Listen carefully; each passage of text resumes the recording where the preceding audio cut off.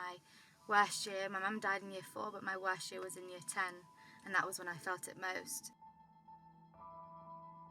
The teachers couldn't comprehend why, when I had lost mum so many years ago, why my pain was so strong then, and it was because as I grow, my grief changes and grows.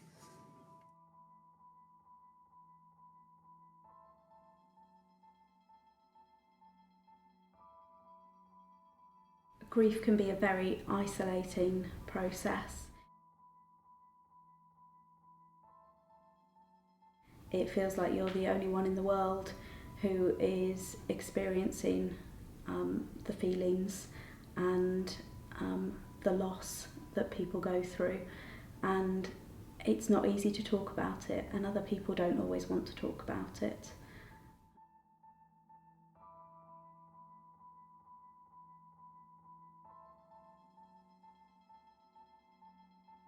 So my name is Susie Phillips. I work for a child bereavement charity called Winston's Wish. The consequences of bereavement can be huge. It can impact a child's mental health, particularly depression and anxiety, which affects how they behave at school. They might find it hard to concentrate. They can make it harder to reach their full potential academically, and make friendships difficult, put them at risk of exclusion. Despite the difficult nature of death, we know that with the right level of support, children can go on to lead full and flourishing lives. So my name is Phoebe, and my mum died when I was 9 years old. So my initial school, honestly, in the wrongs, they didn't do any wrong. They got it right, they got it spot on. They sent flowers home, so that wasn't just helping me, that was helping my family. They encouraged the kids to talk, they encouraged the kids to help me by sending letters home. And I think that, in a way, sets up the children for understanding and helping with other bereavements they will come across in later life. But there were other schools that didn't have any understanding of bereavement that happens with younger children. They didn't have any understanding that Mother's Day will be different each year for me. There could be a year where I was okay on Mother's Day, or another year where I was awful on Mother's Day. I think that just every school handled it very differently. So Winston's Wish supports bereaved children and their families when a parent or sibling has died. We offer a range of services, often starting with our helpline, where parents can call us or text us or email us to make that first contact, and we can have conversations with them about how best to support their children.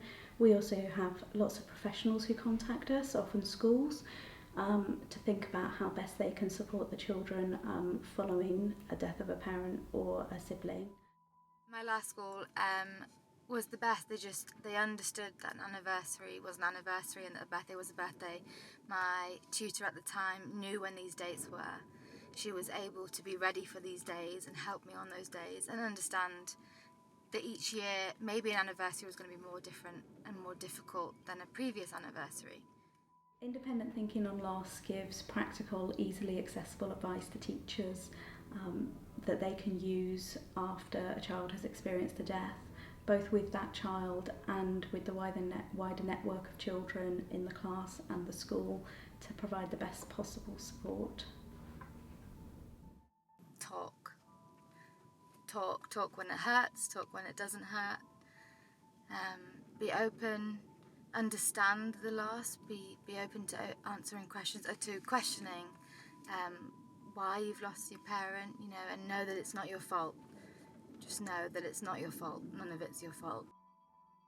I think the advice to teachers following a death would be, don't be afraid to talk about it.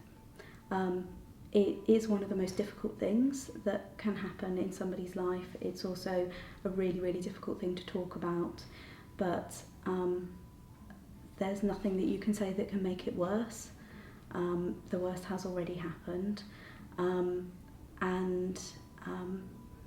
we know that children just want people to acknowledge what's happened. You don't have to have all the answers straight away. They just want somebody to say, I've heard about what's happened, and are you okay?